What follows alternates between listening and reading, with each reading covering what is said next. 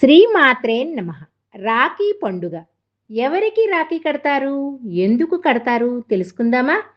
రాఖీ ఎవరికి కడతారంటే, సొంత అన్న లేదా తమ్ముడు, కజిన్ బ్రదర్స్‌కి, మనసులో అన్నగా భావించే వారికి, కొన్ని చోట్ల సైనికులకు కూడా కృతజ్ఞతగా రాఖీని కడతారు. రాఖీ వెనుక ఉన్నటువంటి ప్రసిద్ధ కథలు. శ్రీకృష్ణుడు, ద్రౌపది. శ్రీకృష్ణుడి వేలికి ఒకసారి గాయమయ్యిందట.